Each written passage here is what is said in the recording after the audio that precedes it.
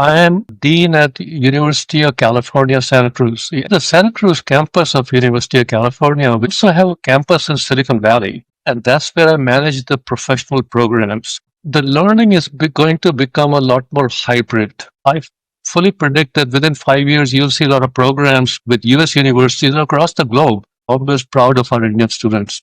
Of the 358 unicorns in the US, unicorns being $1 billion companies, 25% are by Indians. So there are 75 to 80 unicorns in the US in the last 10 years that are started by Indians. In this episode, we speak with Mr. P.K. Agarwal, a renowned tech and academic leader in Silicon Valley. As Dean of University of California, Santa Cruz, Silicon Valley Extension, he shares insights on global education, career advice, cultural adaptation, and why Silicon Valley remain a magnet for ambitious Indian professionals.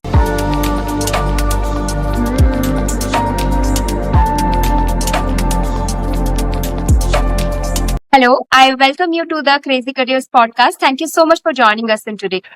Good to be here, Nita. I'm looking forward to this conversation and having some fun times. Right.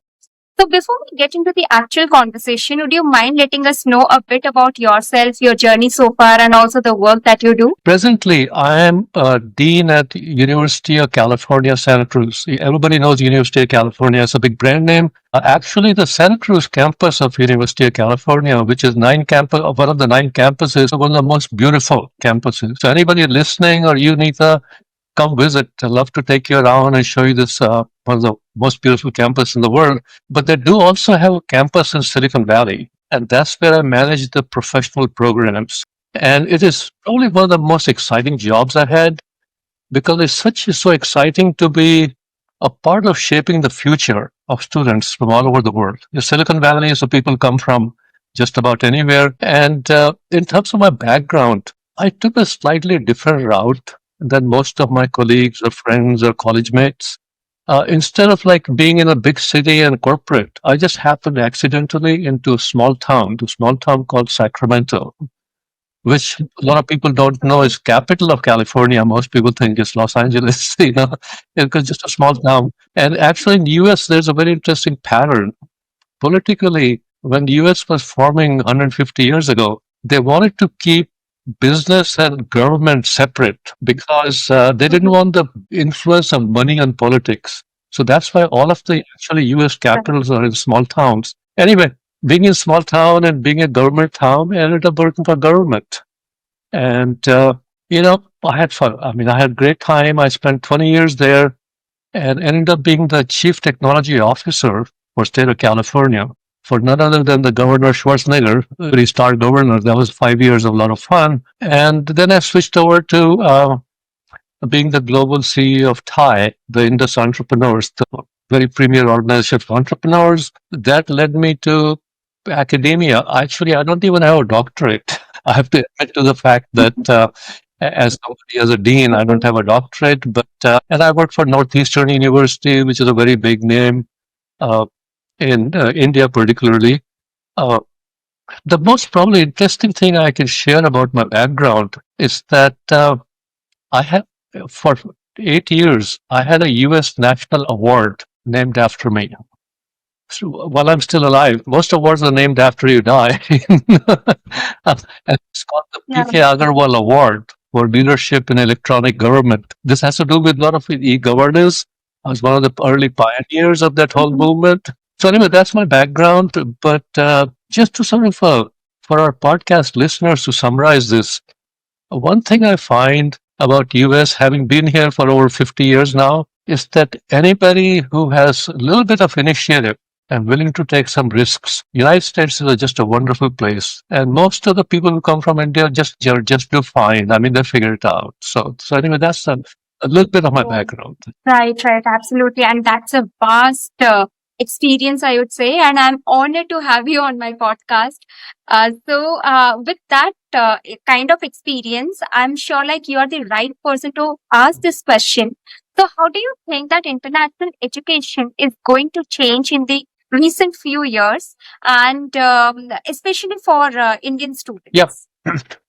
So let me talk about three big trends that we are talking a lot about these things. First is that the learning is going to become a lot more hybrid. And hybrid, of Yeah. course, the obvious part of hybrid is that some of it's in person, some of it's online, some of it's what they call synchronous online, asynchronous online, because just uh, post COVID, everything is changing and people are looking at how to design education differently and also makes it more affordable because when you're doing something Yeah. online, it's a little bit cheaper or even hybrid in a sense that I fully predict that within 5 years, you'll see a lot of programs with US universities across the globe where people start online in India for first year or first 6 months or something, get used to the educational part of it and then move over.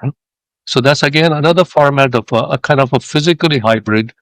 Uh, the other thing that I see happening is that universities are realizing that their job Mhm. goes way beyond getting people successfully a degree. Yeah. It's making so the education is becoming a lot more career centric. So in essence, we want to measure lifetime of success. We don't want to just measure that how did you get a 4.2 average and get a degree. And that requires that we have to make education very experiential.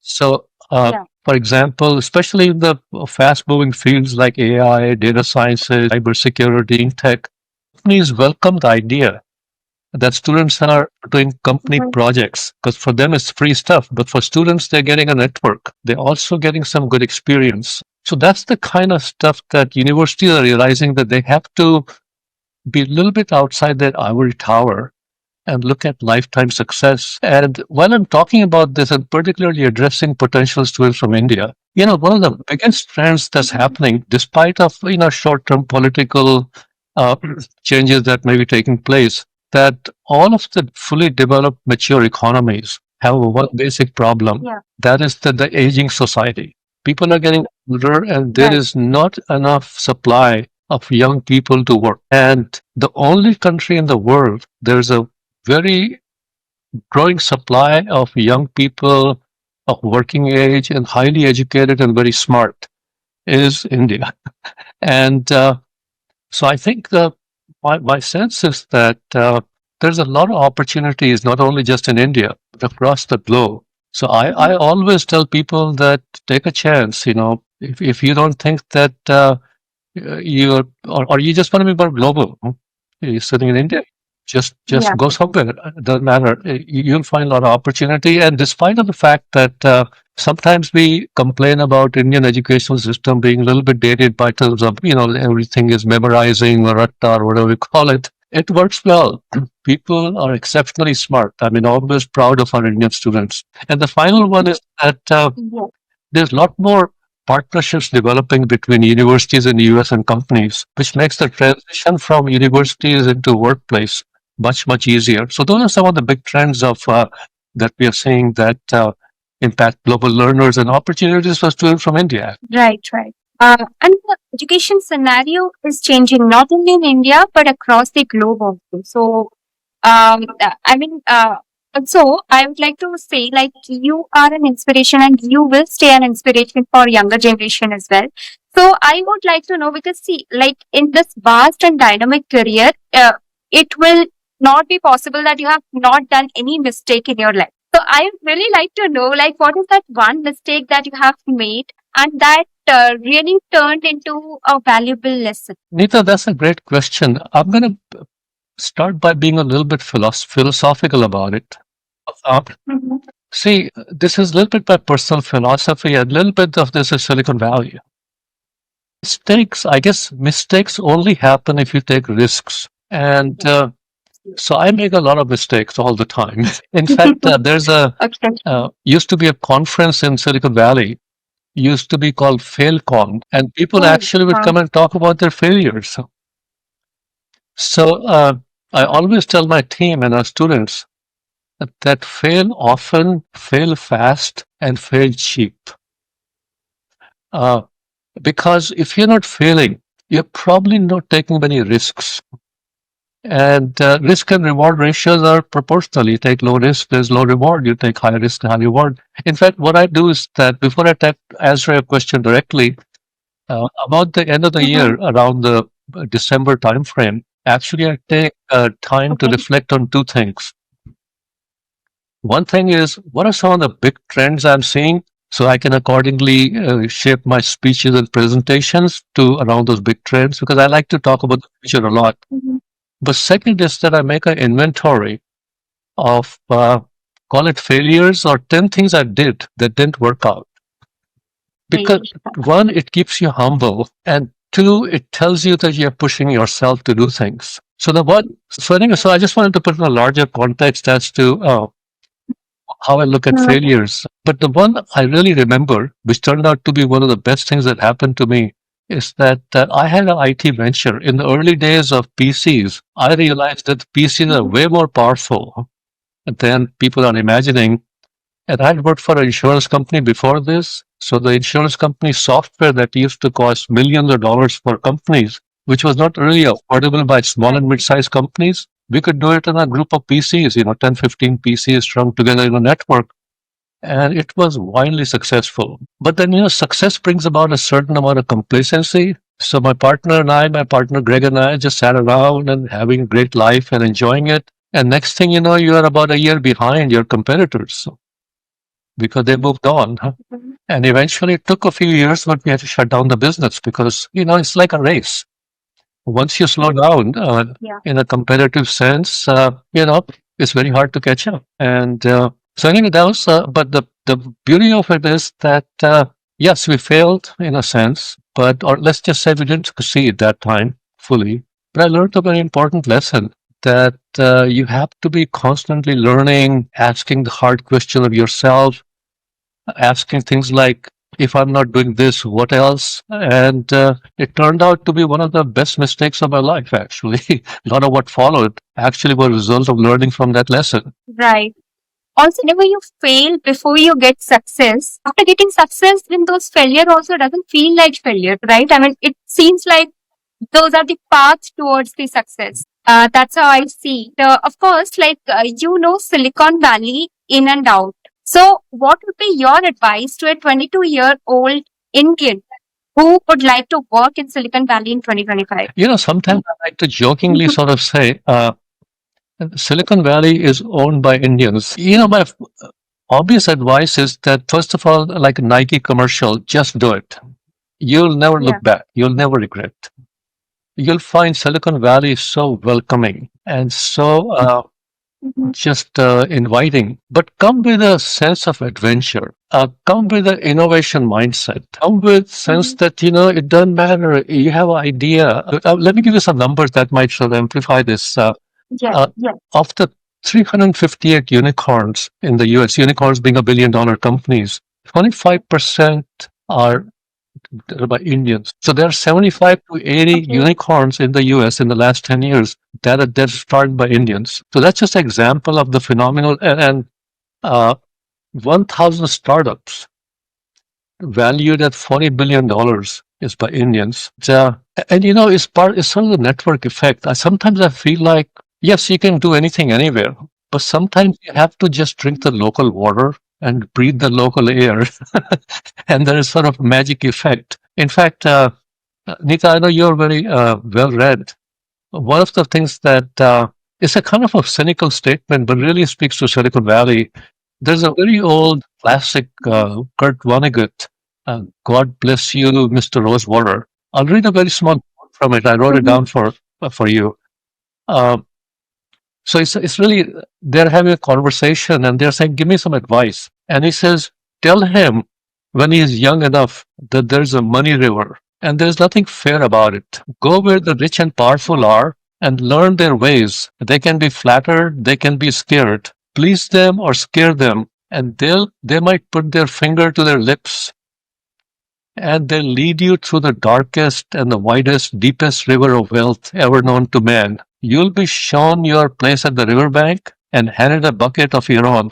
Slurp as much as you want, but try to keep the racket down. And again, I don't think people should do anything in life for money. That's not my belief. But money matters too. Yeah. And sometimes it's very hard to imagine that how much wealth is here and how welcoming people are for anybody showing initiative and intent to be part of the system. And actually, if there's anything we do at UCSC in my role, we encourage people to have that mindset, be innovative, Yeah. go out there and just make friends. And again, sort of achieve your objectives, whether it's to do good, whether it's to be wealthy, or do all of it. Yes. Yes. Of course. Like adjusting to new culture is tough, especially for like students going at that young age to a country, different country altogether, and finding like difficulty in adjusting to that culture.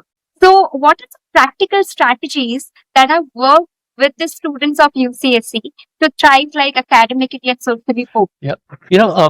So this is actually almost a question of what we do for our student orientation, for our new students. Yes. So maybe let me give you another statistical fact that roughly US has about a million international students, and 30%, which is about 300,000, are from India. And California is the biggest Right. destination for Indian students. First of all, Indian students, compared to my generation, when we didn't know what the hell's going on, Mhm. come very well prepared. I mean, they have figured things out thanks to internet and all these global forums and everything. In fact, we used to worry about it, a lot of the orientation. So first of all, it's a smaller issue, but the kind of stuff we encourage is that build connections, network. The single biggest powerful thing Silicon Valley has to offer is networks that last you a lifetime. So build those connections early on, attend industry meetups, student clubs. Essentially, within 6 months, you need to feel at home because you know how it is. Any of us, doesn't matter how social you are, whether you're introvert or you're extrovert. When you go to a new place, it does feel a little bit alien, and so we provide that what I call assimilation, and a lot of students just get out there, be at the right place, and everything else just sort of follows. Woody Allen, who's a older movie star, he said, Mhm. 90% of success in life is just showing up. you know, it's just that simple. Yes. And you know, in fact, even on a more fun note, as much as India is becoming very fashionable and people know the styles, I always tell people, especially the parents, a lot of times parents get in touch with me and saying, my son or my daughter are coming over for you, coming over to your campus. What should I think about? And the first thing often when moms are talking, I say, don't pack them with a lot of clothes. Okay. Maybe pack them with a lot of gifts to make friends in a hurry. But because, like for instance, although we don't encourage, but weather is nice here all the time, and it's common for Yeah. people to come to campus in shorts, and uh, and at times they're wearing chappals or flip flops and stuff like that, which we think is getting a little too informal. But or like even simple things like in India is very common to for a sign of respect to say sir.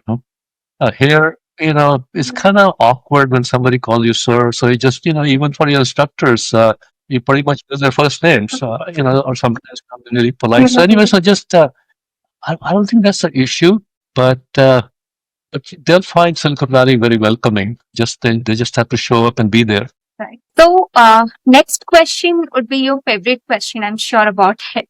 So, how running a university or working in academia is different from working in technology and government policy? So I worked for government in policy. I worked for a university. I Mhm. worked for a nonprofit, the Thai organization, and I also worked for private sector for about 10 years. If you add it all up, I'm probably 100 years old, And, uh, running universities and running governments is a different business. See, in private sector, you can introduce a new product or you can take a new idea. And if it doesn't work, you shut it down. You can say, okay, that didn't work. We do something else. That's not possible with universities because we are shaping people's lives. And anything we are doing is really social change. So you can sort of, Yeah, we can make mistakes personally, but you can't make mistakes of other people's lives. So we have to be very deliberate. We cannot take the latest fad and say, well, let's just try this out and let's all offer a degree in something. I mean, I'll give you a good example that how quickly things change is that if you were to ask tech industry in Silicon Valley, uh, that what is the hottest technology? This is before, if you look at the generations, now it's AI, before that it's for data analytics, before that was something called IoT, or Internet of Things, or embedded systems, you know, and yeah, everything was getting embedded with some sort of sensors so they can be smart. And a lot of people kept saying, we need to offer a degree in it, we need to offer programs in it. We resisted the temptation just because we said, yeah, we need to get people to be aware of it. We need to have parts of, like, for instance, we have a package for embedded systems, and we said we need to amplify and add to that.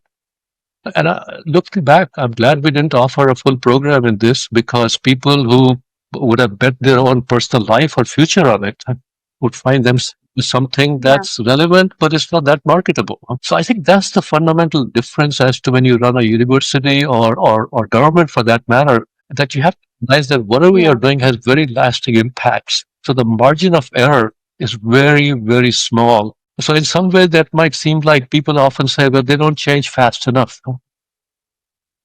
It's by design.